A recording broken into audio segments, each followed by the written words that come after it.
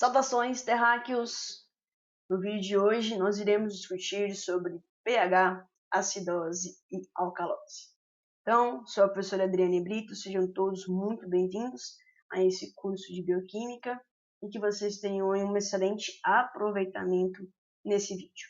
Bom, para começarmos a falar sobre pH, é necessário entender o porquê que o pH é importante. Então, o pH dentro da bioquímica, ele é importante por conta da água. É o meio aquoso que possibilita esse pH, seja ele ácido, básico ou neutro. E a água, qual que é a sua importância? Então, a água, dentro da bioquímica, ela é importante porque participa de diversas reações metabólicas, possibilita o transporte por osmose, entre outras situações. E nos organismos vivos, desde bactérias até o ser humano, nós temos aí que a água compõe mais de 50% do nosso peso. Então aqui a vaca, 56%, o animal bovino, né? Fica mais bonito. 52% do seu peso é de água. Um roedor, quase 70%. Já o alface, quase 100%, né? 95% dele é água. A medusa, também chamada de água-viva, 90%, assim por diante. E nos seres humanos, né? Entre 60% a 65% do nosso peso corresponde à água. E nós obtemos essa água através da ingestão de alimentos, através da ingestão de água e também pela produção. O ser humano produz aproximadamente 200 ml de água por dia através das reações metabólicas. E como que nós eliminamos essa água que pode estar em excesso, né? Através da transpiração, através da formação de fezes e formação de urina. Então, como observado aqui nesse gráfico, a água ela está presente em grande quantidade no nosso meio. Então, nos organismos vivos, a água é o principal componente. Aí nós temos depois as proteínas. As proteínas são os principais compostos orgânicos, porque a água não é orgânico. Lembrando lá da química orgânica, algo para ser considerado um composto orgânico tem que ter na sua estrutura o carbono, né? E a água é H2O. Então, a água é o principal composto dos organismos vivos e a proteína é o principal composto orgânico. Depois nós temos os carboidratos, que são os glicídios, ácidos nucleicos, lipídios, etc., né? Bom, em termos de química, quais são os aspectos que a água possui? Então, a água possui dois átomos de hidrogênio ligado a um átomo de oxigênio. Devido à diferença de eletronegatividade, o oxigênio ele puxa para si os elétrons do hidrogênio, o que faz então que o oxigênio tenha uma carga parcial negativa e o hidrogênio tem uma carga parcial positiva. Então, essa diferença de eletronegatividade faz com que a água tenha uma característica polar, devido a essa diferença de polos. Nós podemos falar que a água possui 3 polos, 2 polos positivos e 1 polo negativo. Devido a essa característica eletronegativa, a água, os átomos de hidrogênio e oxigênio não estão ligados de maneira linear, não estão assim como eu estou mostrando aqui. Eles estão ligados de maneira angular, sendo então que os dois hidrogênios se ligam ao oxigênio e formam uma estrutura tetaédrica, com um ângulo aproximado aqui de 109,5 graus. Ou seja, é uma estrutura que forma quase que um triângulo, né? E esse triângulo, então, possuirá um polo negativo e dois polos positivos. Bom, além dessa característica química, a água possui diversas funções fisiológicas. Então, uma função da água fisiológica é a função de regulador térmico. Regulador térmico. Como assim, professora? Como que a água é um regulador térmico para nós, seres humanos? Por exemplo, em épocas muito quentes, aqui no caso, onde eu gostaria de estar, né, numa praia. Então, em épocas ou lugares muito quentes, nós perdemos água. Essa perda de água também é para perdermos calor. Já na época fria, no inverno ou em lugares mais frios, nós retemos a água no nosso corpo para reter calor. Então, a água ela vai funcionar como um regulador térmico. Lembre, em épocas muito quentes você perde calor, você perde água. Em épocas muito frias, você retém água, você retém calor. Outra função é o processo de osmose, né?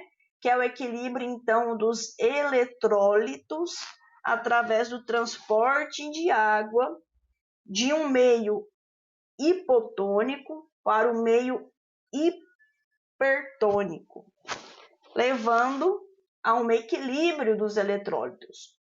A osmose é o transporte, então, de água mediante a diferença de eletrólitos.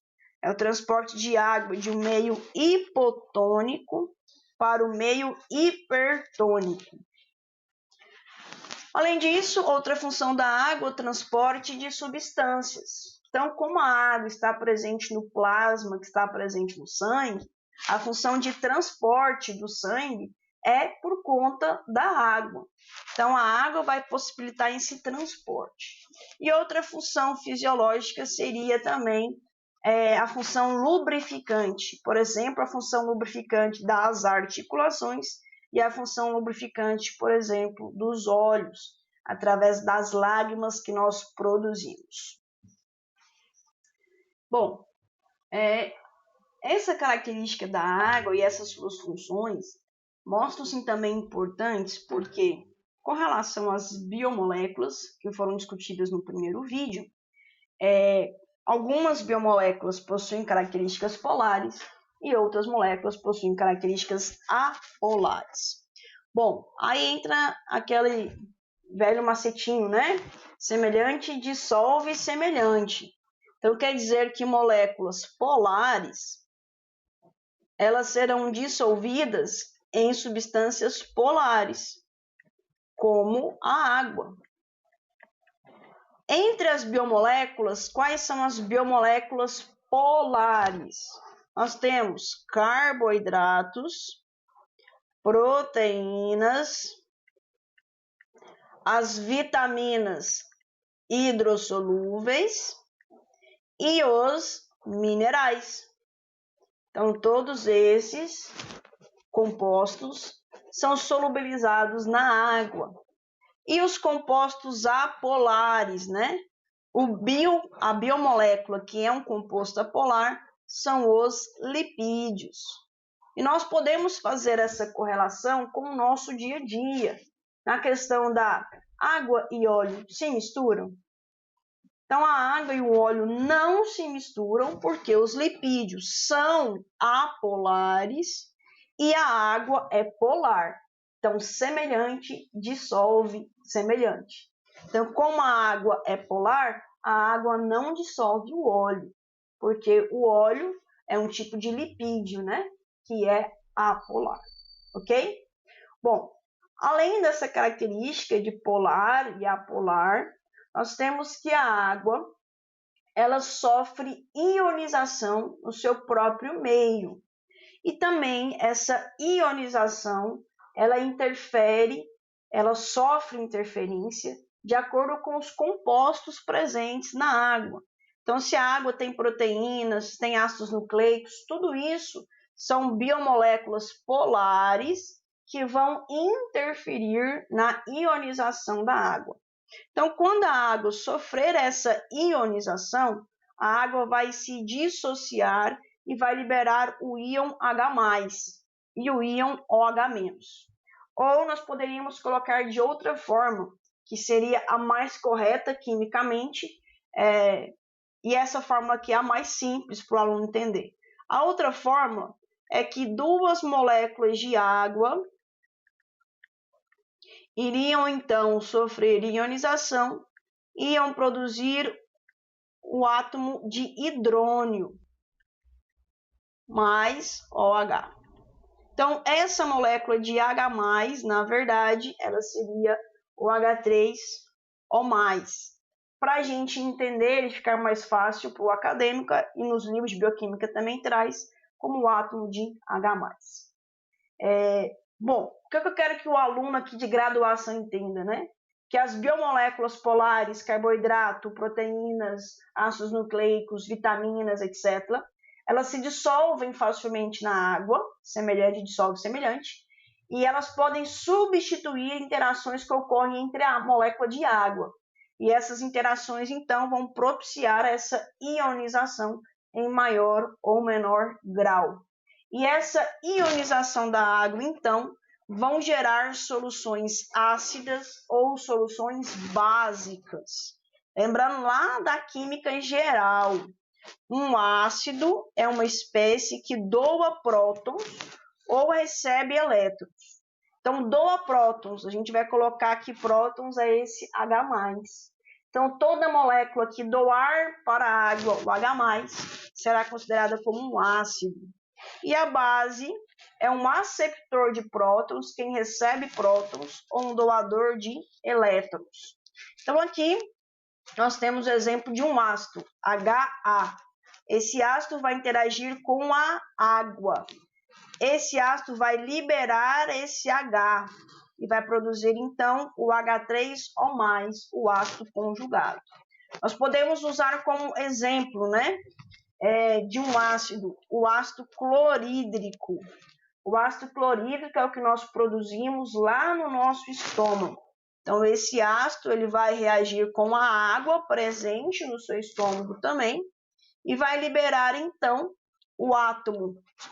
a molécula de hidrônio e a hidroxila. Seria a base conjugada. Na verdade, ficou errado. Cloreto aqui que vai liberar. Então, o ácido clorídrico vai interagir com a água, vai liberar o H3O+, que nós vamos chamar só de H+. O aluno da graduação entendendo H+, para mim já está excelente. E vai liberar o cloreto. Então, quando uma substância libera muito H+, na presença de água, quer dizer que é uma substância ácida.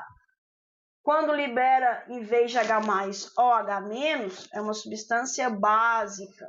Por exemplo, nós temos aqui o NaOH, que é o hidróxido de sódio, a soda cáustica. Isso aqui, na presença de água, vai liberar o sódio e o OH-. O OH-, então, é um doador de elétrons. Bom, então a água ela vai levar a esse pH. Bom, lá da fisicoquímica, pH consiste no logaritmo negativo da concentração de H+. Então, isso é a fórmula matemática do pH. Mas o que é importante um aluno entender é que o pH ele pode variar de 0 até 14. Se o pH é de 0 até menor que 7, por exemplo, 6,99, a substância possui um pH ácido.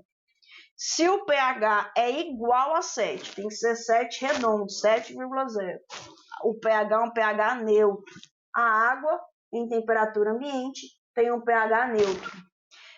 Quando o pH é maior que 7 até 14, o pH é um pH básico. E nós temos, então, aqui duas variáveis químicas, pH e pOH. pH é o logaritmo negativo de H+, e pOH é o logaritmo negativo de OH-. Sempre a soma de pH e pOH será igual a 14.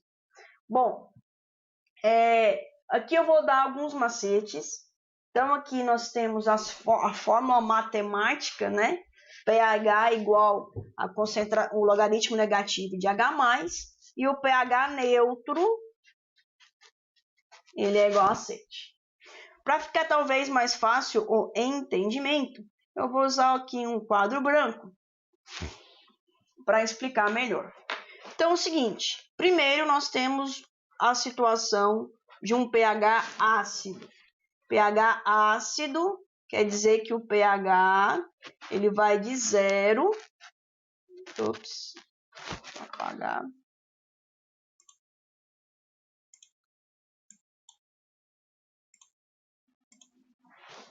Quer dizer que o pH vai de 0 até menor que 7. 6,99999. Então, vai de 0 até 6,99999. E nós temos que quanto mais ácido for uma substância, menor vai ser o pH. Então, entre uma substância de pH 1 e uma substância de pH 5, a substância 1 ela é mais ácida. Quanto mais ácida uma substância, menor o pH e maior a concentração do íon H+. Por quê? Lembrando da fórmula lá, o pH é igual ao logaritmo negativo da concentração de H+. Quer dizer que a relação entre o pH e a concentração de H+, é uma relação proporcionalmente inversa. É uma relação inversa. Quando um está baixo, o outro está alto. Então, aqui, quanto mais ácido uma substância, menor o pH e maior a concentração de H+. Por outro lado, vamos colocar agora a situação oposta, uma situação básica, também chamada de alcalina. Então, uma situação básica é uma situação na qual o pH é maior que 7 e vai até 14. E nós temos de novo uma relação. Quanto mais básico a solução, quer dizer que maior é o pH e menor é a quantidade de H+. Colocando duas situações, um pH 8 e um pH 13. Essas duas situações, o mais básico é esse. O que tem mais H+, é o pH menor. Eu sei que isso para muitas pessoas talvez tenha parecido confuso, porque infelizmente a nossa química, em grande parte das escolas, ainda mais escolas públicas, não é dado de maneira devida e o aluno acaba passando por isso sem entender.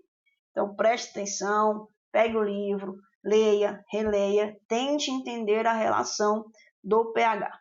E por último, nós temos o pH neutro. O pH neutro é o pH no qual o valor é 7, redondo. E esse pH neutro, então, 7 redondo, é um pH no qual a concentração de H+ é igual à concentração de OH-. Ok? Bom, dentro do nosso organismo e no nosso dia a dia, poucas são as situações que nós teremos contato com uma substância essencialmente neutra, 7. Até mesmo a água, dependendo da temperatura que ela estiver, se estiver misturado alguma coisa, esse pH vai alterar. Fica próximo de 7, mas 7 redondo é difícil. Aqui eu vou colocar então alguns exemplos do nosso dia a dia, né? Para nós pensarmos sobre o pH. Então, nós temos refrigerante de cola, Coca-Cola, pode ser Pepsi também, American Cola, entre outros. Um vinho tinto, porque o branco tem a variação no pH. e o sangue. Então, entre esses três, para você pensar aí, qual seria mais ácido? Dá uns segundinhos. Então, entre esses três, nós temos que o pH em geral da Coca, o refrigerante de cola, é um pH 3. O vinho tinto tem um pH de 3,7. E o nosso sangue tem um pH aproximadamente 7,4. Então, entre esses três, a substância mais ácida é a Coca. Consequentemente, é o que tem maior quantidade de íons H+. Entre esses três, o mais básico é o sangue. Professora, mas o sangue é 7. Não, é 7,4. Como ele é 7,4, é considerado pH básico. Para ser neutro, tem que ser 7. Então, o mais básico é o sangue, consequentemente, é o que tem menos quantidade de H+. Bom, então aqui nós temos uma tabela mostrando toda a variação do pH de 0 até 14, a quantidade de OH- e a quantidade de H+. Na verdade, eu coloquei errado, né? Isso aqui é POH. Então, variando de 0 a 14. E aqui do lado nós temos uma imagem, né? Esse livro, se não me engano, é do Leininger, mostrando então as substâncias com o seu pH aproximado. Então, o nosso suco gástrico, o suco digestivo, ele tem um pH próximo de 1. O suco de limão, pH 2. Refrigerante, como nós vimos, 3. E assim por diante. Então, observe essa imagem e repare que no nosso dia a dia, a nossa alimentação ela é predominantemente ácida. Então, o que nós ingerimos, grande parte das vezes, é ácida. Então, repare que a água, por ser do mar, já vai ter um pH um pouquinho mais básico. A clara do ovo também mais básico. Mas na alimentação, grande parte das vezes, é um pH ácido. Professora, como que eu vou saber se uma substância é ácida ou básica? Então, para que as pessoas saibam se o pH está ácido ou básico, existem substâncias chamadas indicadores de pH. Os indicadores de pH são substâncias que vão reagir com meio ácido ou básico e produzir uma cor característica. Então, por exemplo, aqui nós temos nessa primeira imagem, quando o pH é ácido, o indicador fica amarelo. Quando o pH está neutro, o indicador fica verde. E quando o pH está básico, o indicador fica roxo. Então, isso é de acordo com a reação química desses indicadores de pH que vão gerar substâncias com cores diferentes. Aqui nós temos as fitas indicativas de pH, muito usado aí no dia a dia de um laboratório, né? São fitas aonde nós mergulhamos ela na substância e a partir da identificação desses 4 quadrados, nós vamos observar o pH. No caso desse aqui, observe que a primeira cor é amarela, a segunda é verde, a terceira também é amarela e a quarta é laranja. Quer dizer que essa fita está indicando que a solução que ela foi mergulhada tem um pH de 7. E esse pH tem grande importância para a bioquímica. Por exemplo, para a bioquímica, onde nós observamos o pH da urina. Então, a nossa urina ela é ácida.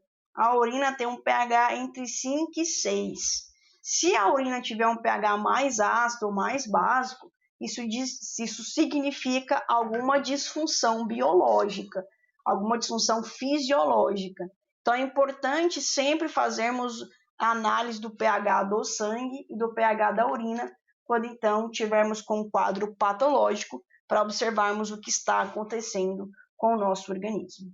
E com relação a essa importância bioquímica, o pH do sangue, como eu disse anteriormente, o pH do sangue ele é aproximadamente 7,4. Na verdade, é uma faixa, né? De 7,35 a 7,45. Então, isso é considerado normal. Em algumas situações, esse pH pode ficar menor que 7,35. Quando ele ficar menor, nós teremos um quadro de acidose. E essa acidose, se for prolongada, pode inclusive levar à morte do paciente. E ao contrário, né, de maneira inversa, nós temos quando o pH é maior que 7,45. Aí nós teremos um quadro de alcalose. Então, a alcalose é quando o pH do sangue fica mais alcalino do que ele é. O sangue já é alcalino. Quando ele fica mais alcalino ainda, temos o quadro de alcalose, que também, se for persistente, pode levar ao quadro de óbito. Bom, mas aí nós temos uma pergunta para vocês, né? Para vocês pensarem enquanto eu mudo o slide. Então, nós temos que o pH do sangue é um pH básico, 7,4. Só que, como eu mostrei nesse slide aqui, a nossa alimentação, a nossa dieta, ela é rica de substâncias ácidas. Então, o café que nós ingerimos, o refrigerante, o próprio leite, são substâncias ácidas. Por que essas substâncias ácidas não interferem com o pH do sangue? Por que o pH do sangue se mantém quase sempre nessa faixa? Então, o pH do sangue ele é mantido nessa faixa por conta dos sistemas tampões. Então, o principal sistema tampão é o sistema tampão do bicarbonato e ácido carbônico, que vai manter, então, o nosso pH próximo de 7,4. O pH do plasma sanguíneo de pessoas com diabetes ou outras doenças pode sofrer alteração e ficar menor que 7,4. Aí, nesse quadro, então, entra uma patologia, uma alteração. O bicarbonato e o ácido carbônico são produzidos, então, no nosso organismo a partir do gás carbônico, né? Que nós vamos explicar com detalhes.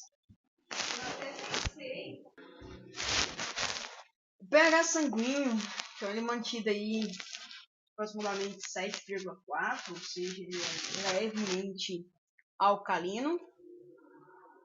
E esse pH sanguíneo, apesar das substâncias que nós ingerimos, e também apesar de diversas circunstâncias, ele se mantém quase sempre nessa faixa.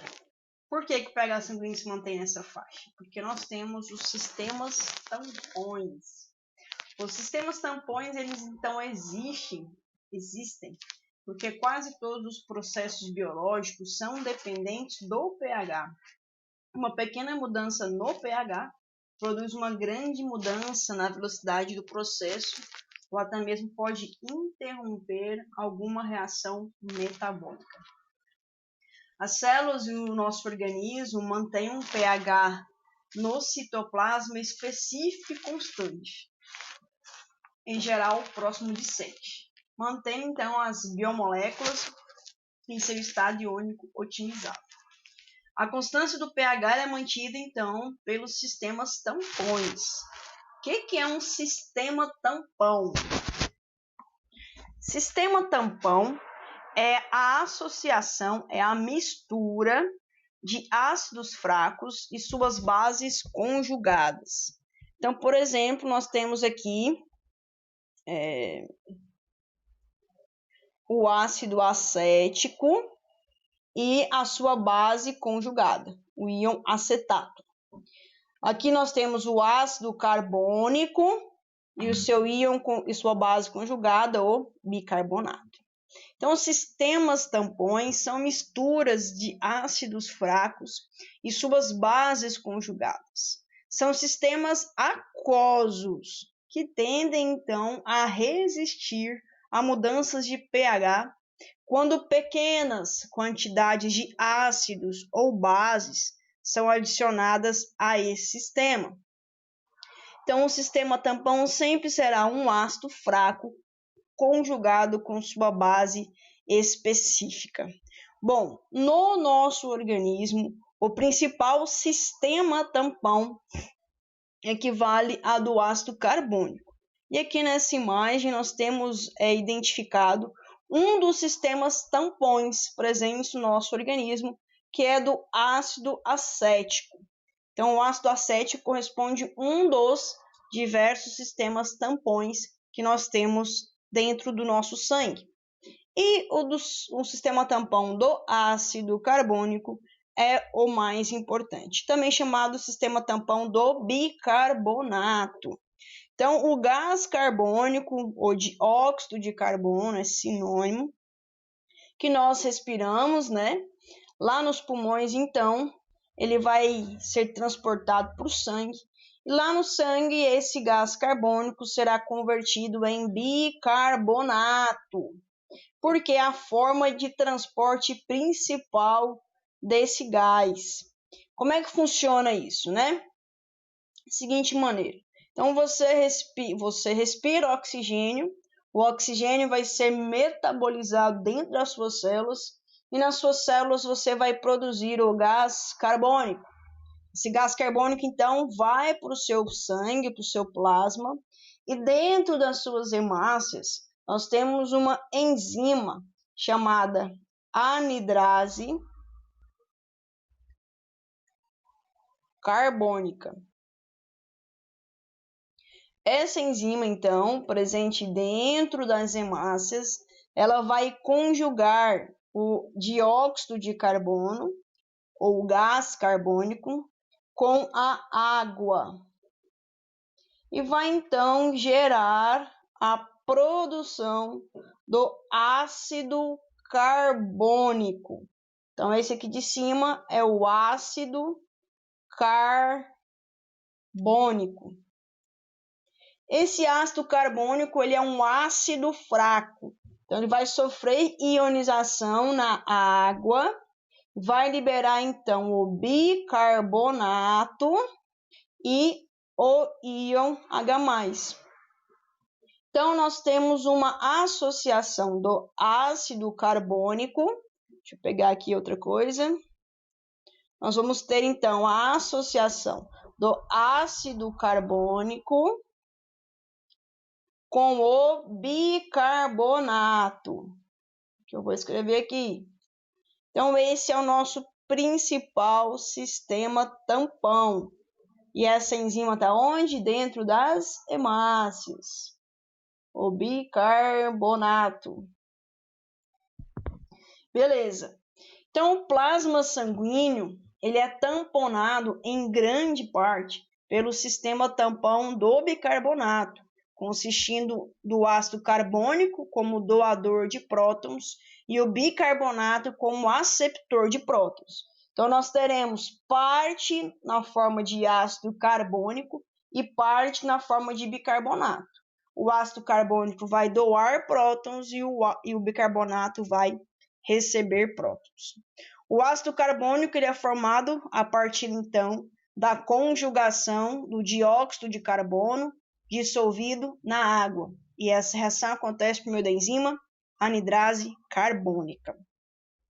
Bom, mediante todos os sistemas tampões presentes no organismo e as substâncias dissolvidas no nosso sangue, nosso pH sanguíneo ele é levemente alcalino. E, como eu disse, ele pode sofrer algumas variações. Então, o pH sanguíneo ele pode ser 7,35 até 7,45. Quando o pH sanguíneo for menor que 7,35, nós teremos um quadro chamado de acidose. Quer dizer que o sangue está mais ácido do que deveria estar.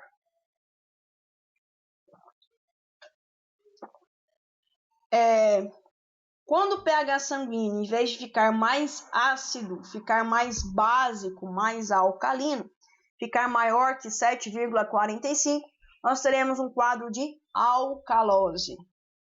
Tanto a acidose quanto a alcalose podem ocorrer mediante processos metabólicos ou processos respiratórios. Processo metabólico, por exemplo, vai acontecer durante prática de atividade física intensa. Na atividade física intensa, nós produzimos o ácido lático, como o próprio nome diz, é um ácido e, consequentemente, vai reduzir o pH, por questão metabólica. Já a acidose e a alcalose respiratória terá a ver com a nossa taxa de respiração. Quando nós respirarmos muito ou respirarmos pouco, vai então gerar um quadro de acidose ou alcalose. e o nosso organismo tende a compensar para voltar o pH.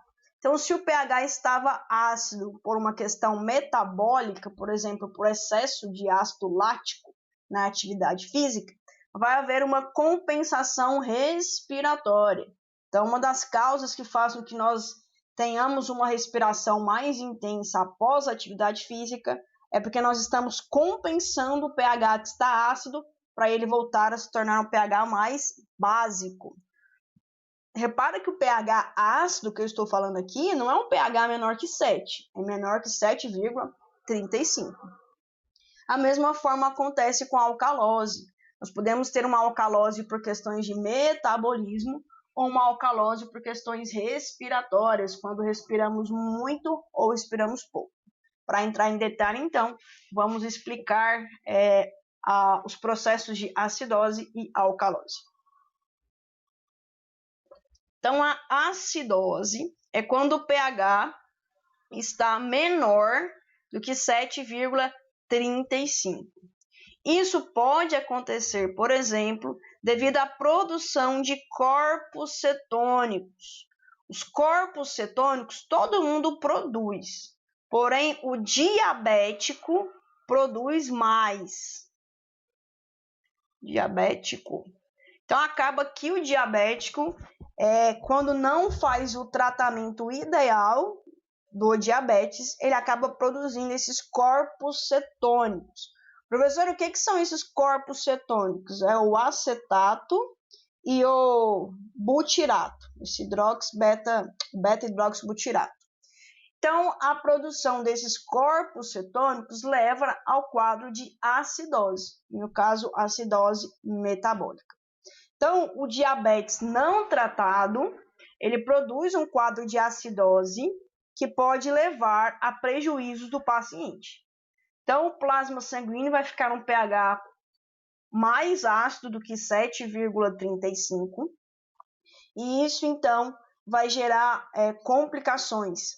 A acidose grave, ela pode gerar dor de cabeça, vômito intenso, diarreia, cansaço, confusões intensas, coma, entre outras condições. Professora, a acidose vai acontecer só no caso do diabetes? Não, a acidose metabólica acontece em outras situações também, como, por exemplo, em casos de jejum intenso, em quadros de inanição, que a pessoa fica sem comer muito tempo, em quadros de exercício físico exagerado, que vai levar então a um acúmulo de ácido lático no sangue. E essa acidose pode também levar a uma deficiência renal e piorar o quadro. Bom, a acidose metabólica. Então, o paciente ele vai ter dor de cabeça, pressão baixa, espasmos musculares no corpo inteiro, hipercalemia, que é a redução de potássio no sangue, vermelhidão e calor no corpo inteiro, náuseas, vômitos, diarreia. Ele vai ter alteração da consciência e um quadro de hiperventilação. Mas no caso, hiperventilação como consequência e como resposta compensatória a essa acidose metabólica. Quais são as principais causas de acidose metabólica? A principal é a cetoacidose. Cetoacidose é o excesso de corpos cetônicos no sangue, que acontece no paciente diabético não tratado. Além do quadro de cetoacidose, diarreia severa também leva a acidose, falência renal e choque. Choque é a perda de sangue em grande quantidade. Então, isso vai diminuir a habilidade do rim de excretar ácidos ou conservar bases, vai gerar uma falência renal. Além do quadro de acidose metabólica, nós podemos ter o quadro também de acidose respiratória. Então, o quadro de acidose respiratória é quando a quantidade de gás carbônico no sangue fica alta. E essa quantidade de gás carbônico vai gerar uma redução do pH, porque junto com o gás carbônico vai aumentar o íon H+.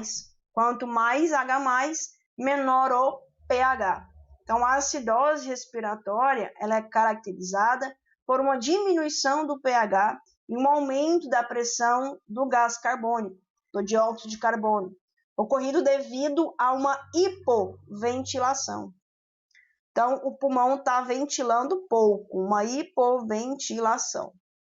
Por exemplo, pacientes com Covid, têm hipoventilação. Quais são as causas dessa hipoventilação? Pode ser alguma obstrução do trato respiratório, quadros de pneumonia, de enfisema, transtornos neuromusculares que prejudicam a contração do diafragma e, consequentemente, o funcionamento dos pulmões, doenças ou até mesmo drogas que levam a uma depressão do sistema nervoso central e que prejudicam a respiração. Bom, a acidose respiratória, então ela vai ter como principal causa a hipoventilação. Essa hipoventilação vai levar a um quadro de hipóxia e a pessoa não vai conseguir respirar. Ela pode ter uma respiração rápida, porém pouco intensa. Então vai ficar mas sem conseguir fazer as trocas gasosas.